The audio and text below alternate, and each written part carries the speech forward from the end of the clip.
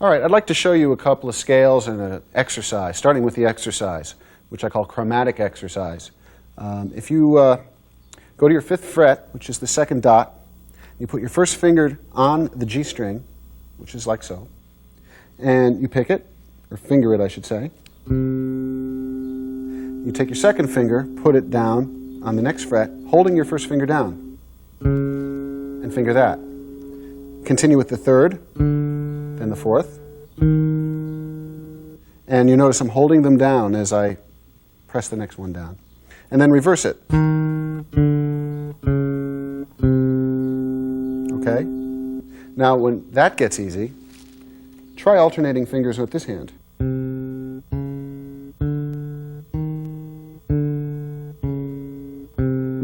This is great for building up strength and dexterity. And what I do with it is I use it as a warm-up exercise. I do it all over the neck. In other words, perhaps if I start on this same area, then I'll slide it up 1 fret and do it again. Again. And so on and so on. I can even do each note twice, for instance.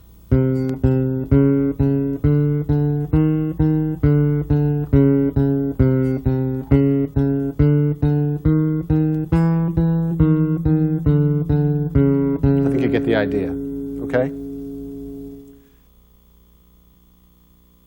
The next thing I'd like to show you is a major scale. What we're going to do now is go to our lowest string, which is the E string, go to the same fret, our 5th fret, and we're going to start with our 2nd finger, okay? And the pattern is like this. It's the 2nd finger, the 4th finger, the next string, 1st finger, 2nd finger, 4th finger, next string, 1st finger, 3rd finger, 4th finger. You notice again I'm holding my fingers down as I go to the next note that I choose. And then I reverse it.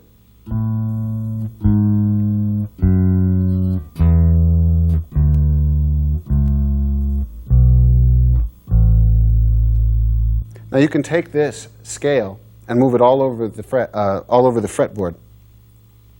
The letter name that we use to call that scale is the first note that we hit. In other words, on the E string, the 5th fret is an A note.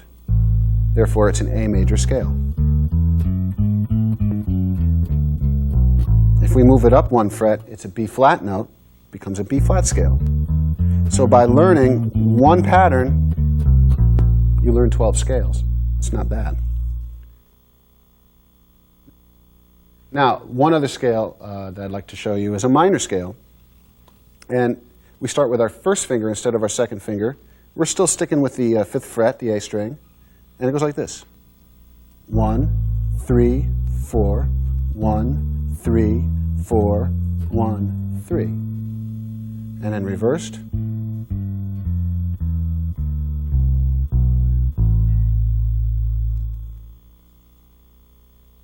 All right, I showed you a chromatic exercise, a major scale, a minor scale.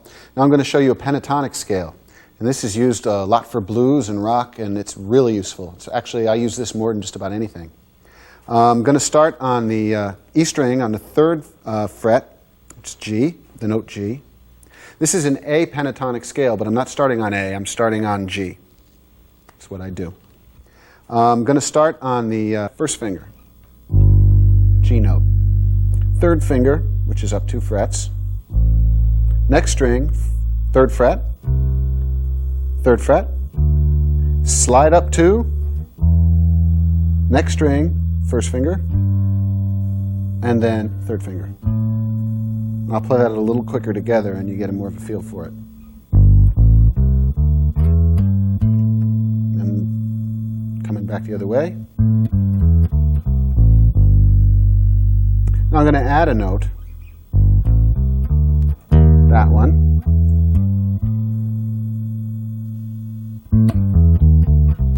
and you can see that if I mess around with it a little bit,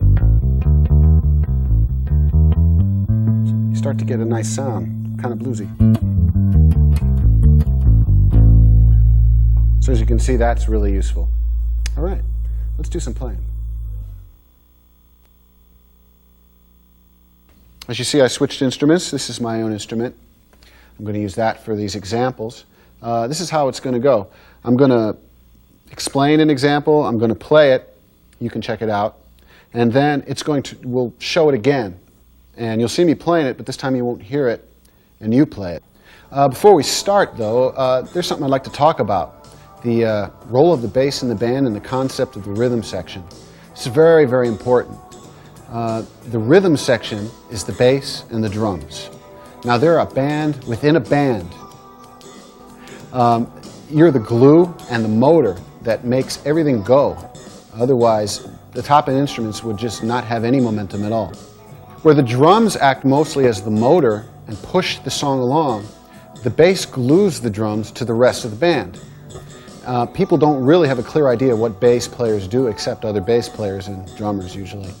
And so they really can't identify what bass players do, but boy, they can tell when a bass player stops playing. It seems like everything seems to fall apart.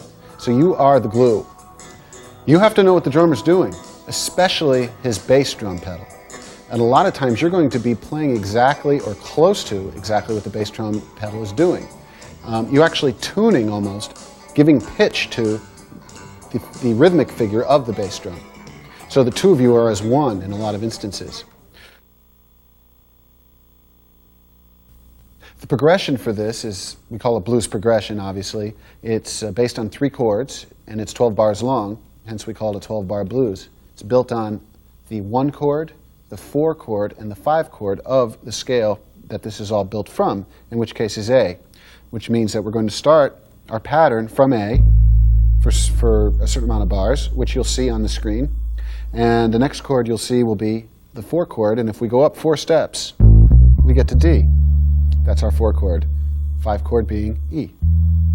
Okay? So, here we go. Slow blues. Before I get started, just to let you know, you're going to hear 4 clicks as a count off. That'll let you know the tempo, and after the 4 clicks, that's when you start. Okay, let's do it.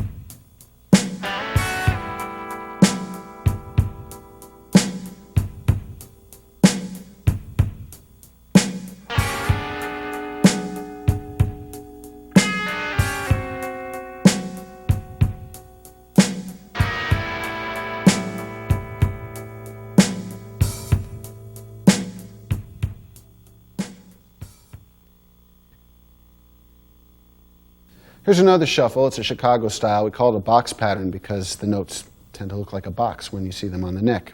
It's in the key of A. It's still the 12-bar blues pattern. And it looks like this. In the key of A, octave up, A, G, E. So it's like this. And we follow around the chords in the 12-bar pattern. Let's do it.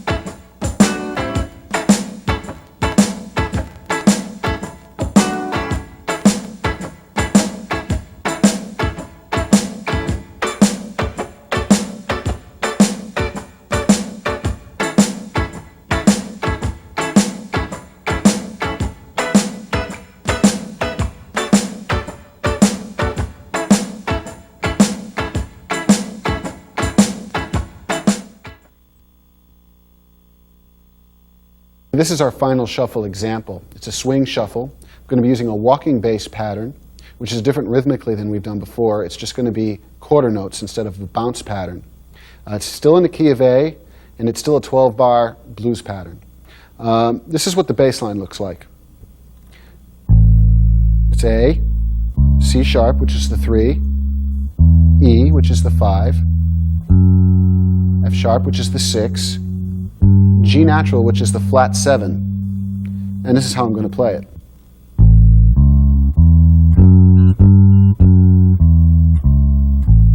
So as you see, I'm not bouncing it like before, it's just quarter notes. And the walking bass is also like the basis for a lot of old jazz, so this is sort of the same approach you'd use to play jazz as well. Okay, let's try.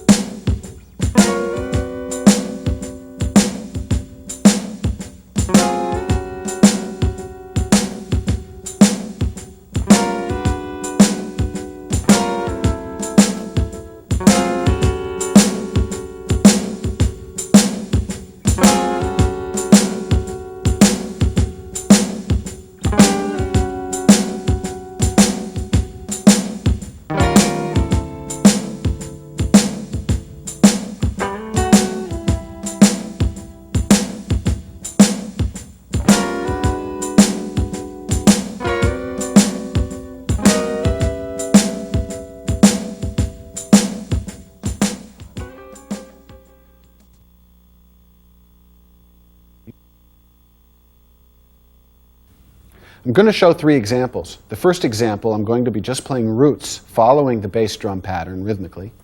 The second example, I'm going to create a moving bass line using the notes of the chords that are occurring at that moment following the bass drum pattern rhythmically. And the third example, I'm going to just break tradition and not follow the bass drum pattern at all because rules are made to be broken. I'm just going to play straight eighths right through it. In all instances, it's the same drums and the same guitar, so you can hear how the bass changes the feel of the piece, okay? Before I start, the progression that we're going to be using is 2 bars of G, 2 bars of B flat, 2 bars of C, and back to 2 bars of G. Okay? Here we go.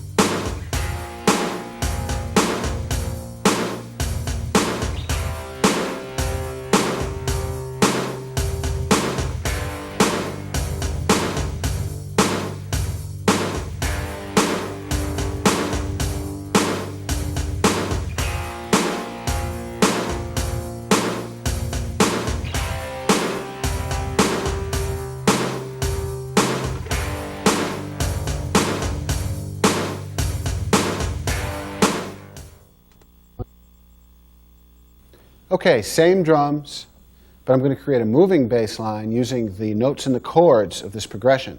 And we're going to go back to that box pattern we were using with the shuffle. The 1, the octave, the flat 7, and the 5, okay, of each chord. And the progression is G, once again, B flat, C, and G.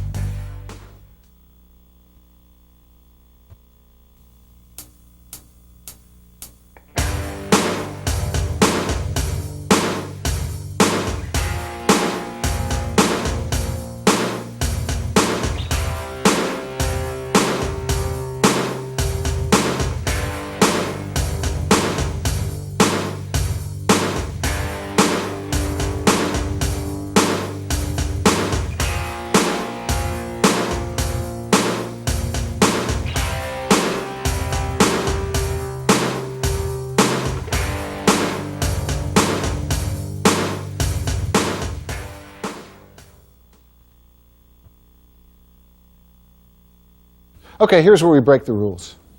I'm not following the bass drum pattern at all. Okay? I'm going to just play straight eighths right through it. You're going to have fun with this one, I know it. Here we go.